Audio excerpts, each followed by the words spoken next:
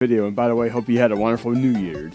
In any case, we're going to get into the schematics of the original hardware of the SNES. I mean, the 2.68 megahertz, as far as what most of the games ran at. The thing is, you may have games like Super R-Type, and of course, Super Ghosts and Ghosts, where you would think, I mean, in layman's terms, like, hey, I have too many sprites on screen, the game's slowing down. That is not exactly why they were slowing down. The reason they were slowing down is because these manufacturers opted to use what they call slow ROMs, which ran the games at 2.68 megahertz, whereas a lot of these games were actually designed with fast ROMs in mind, which actually ran at 3.58 megahertz. And what I'm talking about here is a 33.58% difference. An example of this would be UN Squadron, which was plagued by slowdown here. Oh, and by the way, some of these amazing restoration style hacks here. Fast ROM, they go from 2.68 to 3.58 by Vitor Villela. Sorry if I pronounced that name wrong. And of course we have many by Kendo Wantu as well. And this is pretty badass here because, I mean, I like being able to be a masochist when I play my games. And UN Squadron with minimal to no slowdown is totally badass. And you put this in conjunction with the extreme cores such as SNES Extreme Fast and Extreme SNES 9X. You're in a new haven of awesomeness. It's like amplitude multiplied to the eccentricities of a game like Ninja Gaiden without the black at the end of it. You know, Ninja Gaiden Black had the easier mode and all that. I'm talking just Ninja Gaiden on Xbox, not the dog mode, which came out on like PS3 and all that. So UN Squadron here, awesome sauce. You get these three people who seem to have like one perk to each of them. Like, I believe this person levels up the quickest as far as weapons. The third one, Greg Gates, is able to have like a slight more health on the actual planes that he flies. And you might notice this game is actually made by Capcom. I mean, you can kind of tell that right from here alone. This is also based off of an anime called Area 88. But select your target area. I can't really choose anything but this for now. Okay, and I love games. I mean, Capcom also made Forgotten Worlds. And I love games that have upgrade systems. You give me a game with an upgrade system, I'll be playing it from 9 at night to 5 a.m. in the morning. We have 6 planes here that we could pretty much, we could access the F8E right away. But to get more like a Top Gun Maverick style thing, you're going to have to put some game time in here. So we're going to do the first plane, F8E, which is at level 1 to start with. We have 3,000 currency right above there. We can get some power-ups here. I'm going to do just 50 bombs for now. Okay? Let me know what you're watching on Netflix, Hulu, HBO Max, and all that fun stuff. I mean, I wanted to show Travelers, which is kind of like a more sci-fi version of Quantum Leap, where a bunch of people from the future actually quantum leap back in the time to people who are about to be deceased anyway, to kind of save their future from becoming dire straits and such. And of course, I watched Manifest, which was a fun show as well. Manifest, kind of like the Malaysian Airlines, kind of like a what-if on that style of scenario, where like the plane essentially lands to the people who are on the plane within like the next day time frame wise. But for everybody else, it was like it was 5 years in advance. Crazy concept. Should be pretty fun overall. So yes, I love this with minimal to no slowdown here. This is badass, even though I'm about to lose life. Ooh, let's try that again. The cool thing though is I actually earned enough money where I could get more upgrades there. So I got 2,800. Let's check this out. I could get my cluster bomb, my 50 bomb, and my mega crush. There we go. Now if I find myself in a jam here, I could switch to like cluster bombs, etc. Okay. I'm going to actually keep the cluster here just in case I get into a little dire jam. The cluster's pretty good, as is the mega crush. It's all about focus. I love this too, because you ever play a game like where you could actually like Burnout Revenge and Burnout games in general, you can ride the borders and not have to worry about getting hit. In a game like this, you can actually go right to the bottom of the stage and just ride the bottom and not like lose damage, whereas in many shmup games, if you touch like the bottom, like even in a game like Silver Silver, you're toast. Here's where I might want to use my cluster bomb if I fail. Can we do it this time? Man! Cluster bomb time 2! There we we go. And you might notice you have like a little short window once you get hit where you actually, you gotta avoid getting hit while you're in danger mode activated. Come on, I can do better than this. I don't edit my videos, I'm just showing you as I go. I'm gonna use my Mega Crush on this guy here. There we go. Another cluster. There we go. That was nice and easy. See, that power-up definitely helps. It's almost like you earn just enough money. The problem is you only have 3 continues. But yes, Vitor, Villela, and Kandawantu did a tremendous job on many of these games here. And it is so badass. And I'm going to show you something else that's kind of cool here. Because there's this game here. And one thing I've always been fascinated with is when they actually use real bands in games. Like, I'm talking like, you might remember Green Jello and Maximum Carnage. They had to change their name to Green Jelly because obviously the copyright of Green Jello. But let's do Biometal. Great game here. And Fastrom hack was by Kandawantu. If you're wondering how to actually apply these hacks, you could use a program such as Floating IPS or Lunar IPS. Extract the ROM, extract the patch, choose the ROM, choose the patch, apply, load, and rinse and repeat. And you can run it on like these chords. Look, 2 Unlimited is the artist. 90s hip-hop style dance music. Get ready for this. You play far enough, but look, you try this game right now on like the SNES 9X core, it has tremendous slowdown. It's because it runs on the low ROM. That's 2.68 megahertz. And to put things into perspective here, you take a game like Super Mario RPG. It actually is on a special Super FX chip, which runs at 10.74 megahertz. And of course we have the SA1 games as well. We also have like DSP1 games, DSP1, 2, 3, and 4 games. One is for games such as Mega Man X1 and 2, which helps emulate the wire frames and all that. Then we have Dungeon Master, which is done with the second one. The DSP4 is actually done for Top Gear 3000 to help with the multi-tiered tracks. I mean, it's cool. Just all these many different special chips that go into the SNES. And if you're familiar with the SNES 9X Bright core that I released a few years ago, some of these chips are actually emulated. And the cool thing about this is the Pilot Wings game actually uses the DSP1 chip, and there's a revision A and a revision B. And to know the difference of these is if you actually load this up with a standard core like SNES 9X and let the attract mode play in Pilot Wings, I might have this on my list. I want to show you this, just so you can see what I'm talking about. I'm gonna load. I should have Pilot Wings on my list there. I mean, if I'm talking about it, I might as well show you, right? Not describe it. That's not what this is all about. So Pilot Wings, Fast ROM hack, load archive. We're gonna do with this Fast Extreme. Now I'm not gonna push anything at all. I'm just gonna let the game go into its attract mode. And I love doing this with arcade games as well because that's the whole allure of arcades is you walk by them and you see this badassery, which is an attract mode. It's like, oh, I gotta crank my 3/4 into this game and see what it's all about. Like Dragon Slayer from like 1982-83, which is way ahead of its time. I absolutely love that. And I'm hoping to get that running on a true Daphne style core with full sound mode activate. So watch right here. That's one of the attract modes there. But there's one where to actually show it land. Let's try this one more time. I'm pushing start to go back here because it did the skydive one. I want to see the biplane one. Because the biplane one, it crashes every time. It will not land properly. But if you're on SNES 9X Bright, using the actual emulation for the proper DSP1 chip, I mean, you need the BIOS in your RetroArch system folder, it'll actually land properly because the math calculations are appropriate. So right here, if you do not have the DSP1 chip applied for, the plane's going to crash in its demo flight.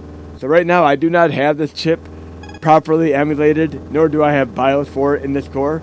So it's going to crash. Just watch. It's going to try to land and just simply crash. But if you actually have the BIOS for that DSP1 chip, guess what? You're going to land fine. Watch. It's going to wipe out here. Oh, that is awful. It's gonna crash so bad. Boom! See? If you actually have the BIOS, it'll show it land properly. But yeah, it just crashes. That is funny crap. But let me give you another example of another band that did things here. Okay. And no one is half the battle here. And I was on the streaming services looking for something else to watch. And I mean, I'm watching Faraway Downs and that show called Artful Dodger, both Australian type productions. And I didn't realize when I was watching Faraway Downs, I'm like, this reminds me a lot of that Australia movie that Hugh Jackman and Nicole Kidman did many, many years ago. I didn't realize this is more of like a directorial cut of it with additional footage separated into 6 parts. I mean, it kind of threw me off for a moment until I saw, spoiler alert, the kangaroo running and bang, bang, bang, dinner time. So Excalibur 2097, another Fastrom hacked by Kendo Wantu. And I was talking about games such as Separation Anxiety, Maximum Carnage, etc. You know, they have like Green Jelly, Carnage Roll song in it. But we have 2 Unlimited, Get Ready for This and all that, and that other thing. Look, Wax Trax Records. I believe they're also the KMFDM label, if I remember correctly. I mean, I've listened to their CD so many times over the years, but Wax Trax, I'm pretty damn sure that's it. But listen to the music to this. It's by Psychosonic, another style band similar to KMFDM from the time. You'll hear it right now. Here we go. And by the way, today you learned this band here did the theme song to Mortal Kombat. It fits, doesn't it? And that other band, 2 Unlimited, they also did a Mortal Kombat Annihilation song. It's kind of cool that both of these bands and the 2 games I showed you today, Biometal and Excalibur, both did songs for Mortal Kombat. And guess who else did a song for Mortal Kombat? KMFDM, doing it again. Oh, jeez. Do I have anything else to show you here? And by the way, like I'm going to show you something else very, very cool here. Because, I mean, there are different ways you can play games. And you might remember the original Zelda game for NES. The original developer didn't think this would fare well in the United States. Like, we don't have the attention span to play a game like this. But I love certain ROM hacks, especially this one right here called Legend of Zelda Ancient Dungeon. It takes the gist of the original Zelda game, but what is one of the coolest parts of that game? One of the best aspects? The dungeons. So what if you're able to just play only dungeons, but rogue-like centuries? So check this out here. I'm going to run this, and just check it out when I load it. And again, you use loading the floating IPS or lunar IPS, and of course you apply the patch, apply the ROM, and if you load it up properly, it should be like this. Legend of Zelda Ancient Dungeon version 3.0 has random generation here. And if you actually find a level that you like, notate what the seed is. The seed will actually fix the exact chronology as far as like what random generation is. So the first tier will always start out the same, etc., etc. And what I'd recommend doing, I mean, because if you're going to be playing this dungeon for hours on end, you might not want to hear the dungeon music or the overworld music. You might want to actually turn it off and just play your own music. So I'm going to do you can do first quest, second quest. The seed will actually keep it where you're at. I was actually doing like the code for Pilot Wings 882943, which takes you to the helicopter stage. Remember, 882943 and Pilot Wings would take you to that badass overhead chicanery of the helicopter stage. But we're going to do random right now here. And check this out. So, you have all the dungeons from the original game, but these are procedurally generated. And I could actually get like the bow and arrow, the raft. I could get anything in any order here. But it's a crapshoot here. Just check it out. I mean, no 2 games are the same. So play your own music here. Let's see what's on the first stage here. And just check this out. Oh, look. This looks like a Cubert style enemy. But yeah, play your own music. Typically, I would play like Pantera, Megadeth, Slayer, Anthrax. And I've actually been listening to this Canadian band called the Strumbellas more recently. Bleachers are cool and everything. And you ever have a thing where you're like listening to a band, you're like, this sounds a lot like something else? Like, I wouldn't say I'm like the biggest Taylor Swift fan, but there are a few songs I've heard like that kind of grew on me because of the music. And Bleachers, Jack Antonoff, I didn't realize actually produced and helped co-write songs like Out of the Woods and Cruel Summer by Taylor Swift. No wonder I more enjoyed these songs.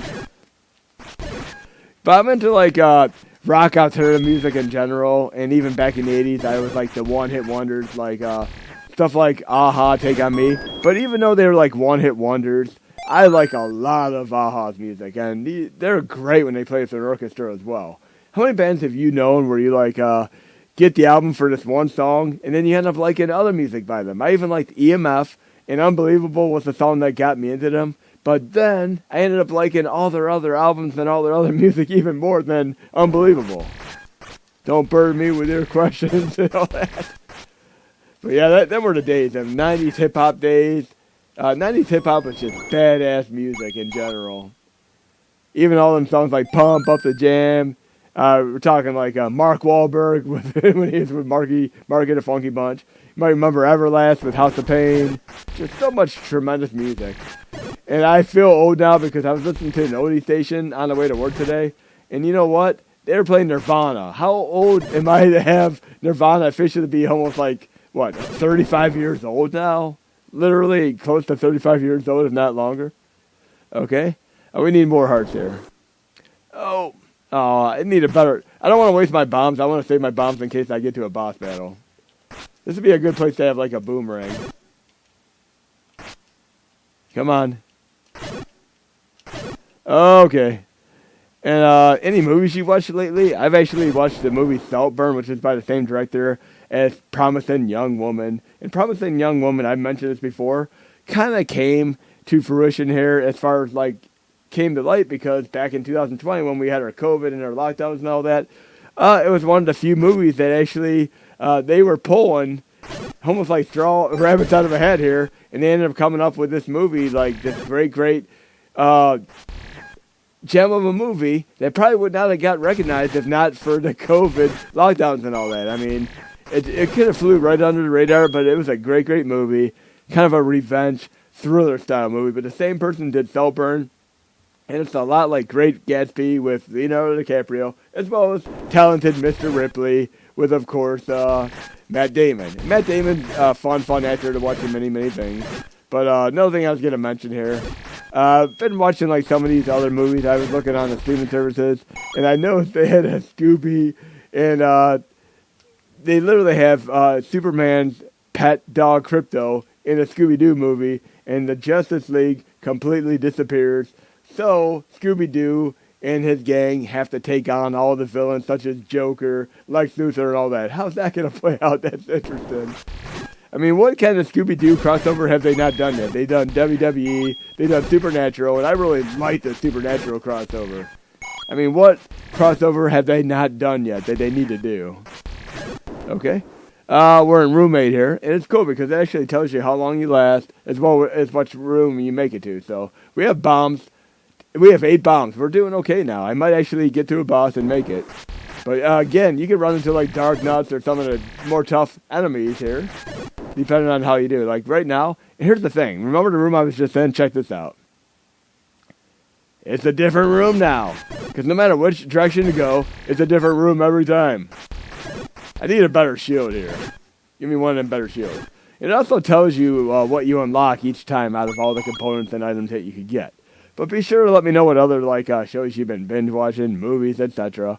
I'll probably now that I believe Holdovers with Paul Giamatti is on Peacock, I'm going to give that a shot as well. And both Holdovers and Saltburn have one thing in common: they feel like they were from the era that they were supposed to take place in, the way they did the film style and all that, filters, all that, as you will. So Holdovers, it's great. Great movie. Paul Giamatti is just awesome in anything you ever see him in. Kind of strikes me as a little bit like the Whiplash movie with his overall way he acts. And if you watch a movie with Tom Hanks called Man Called Otto, it'll remind you a little bit of that style too.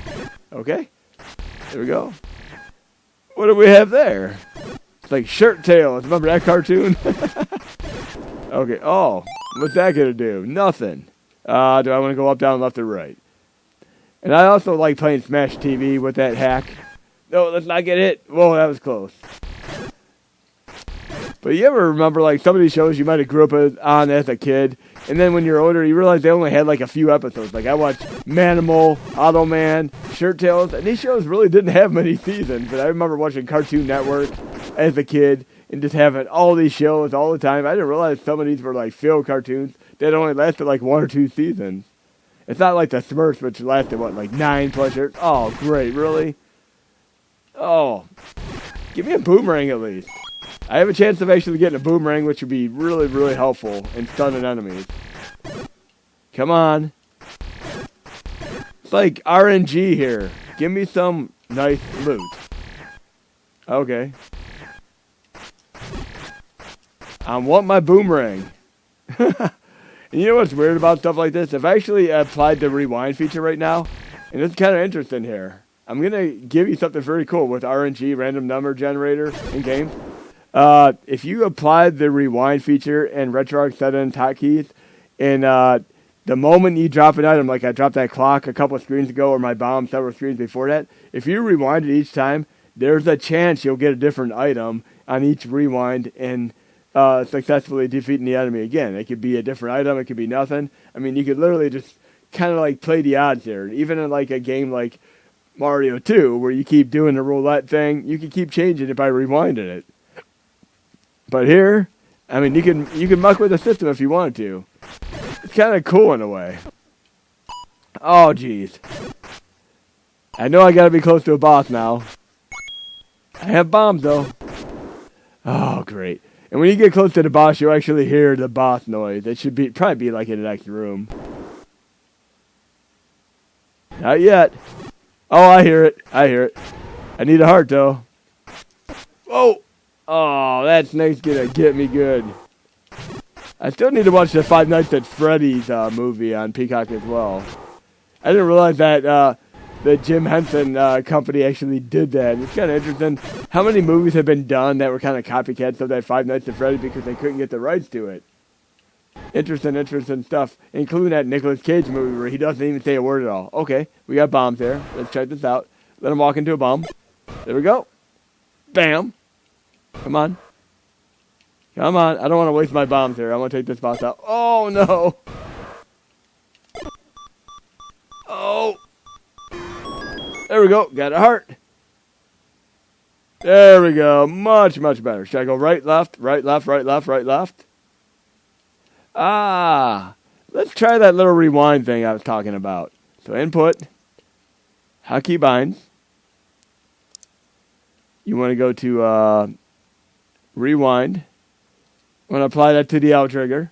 Now, even though you can put start to go back, but you also have to go to a quick menu, rewind, and you have to toggle it on. And by the way, I would have this rewind support off at all times unless you know you're actually using it, because it could actually affect SNES 9X and slow it down, or it could mess up your PS1 or MAME emulation. But right here, it actually works great on SNES FOSS. So let's check this out. There we go. Now we're going to... Oh! I lost my bomb, but guess what? I got my bomb back! There we go. Okay. We're going to try doing this little RNG exploit here that I told you about. Oh, look, I got hit. Look. Oh,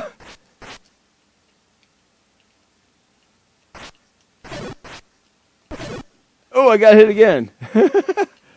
Again, I don't normally do this. I just think it's so funny to be able to show this. I just want to get to an item drop here so I could show you how you could exploit the item drop. It was badass, actually. And you can do it in about any game that has, like, RNG type thing to it. Like, Harmony of Despair, Castlevania for PS3, Xbox 360. I played the hell out of the game, and I had my own little exploits for that. 4-player mode activate, offline.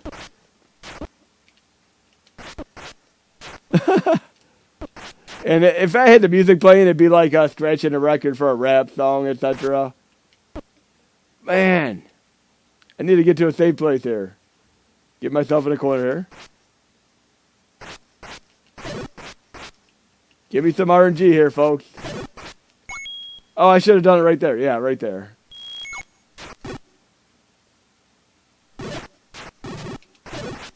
See?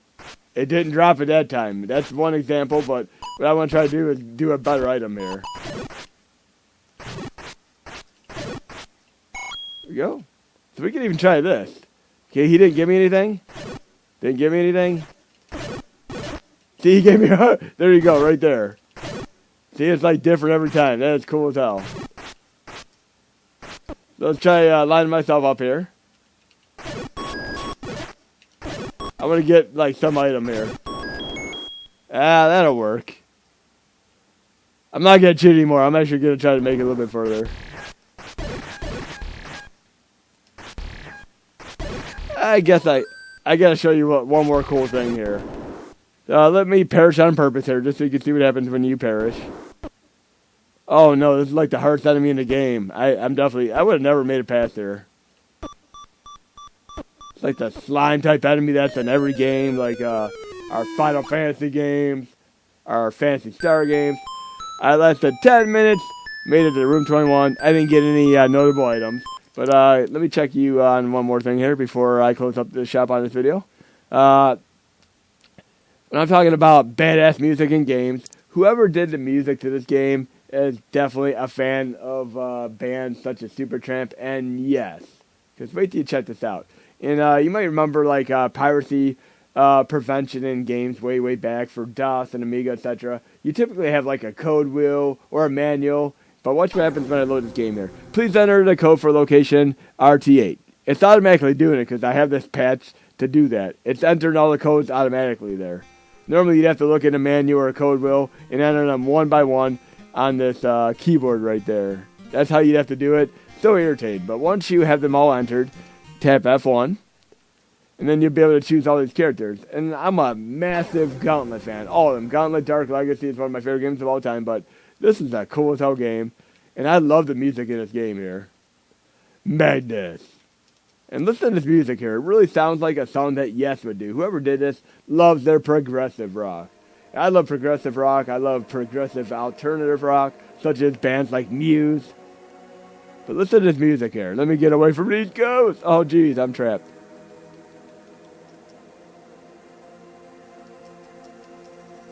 Collect treasure for extra potions. Let's do some shrooms while we're here.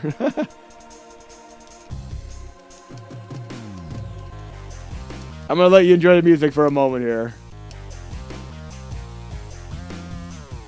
Oh, he was right behind the mushroom. That's why I couldn't hit him.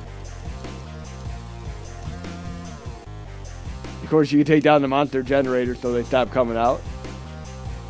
But yes, Gauntlet 3, patch version, so you don't have to put the codes in. So Gauntlet 3 for the win, Amiga.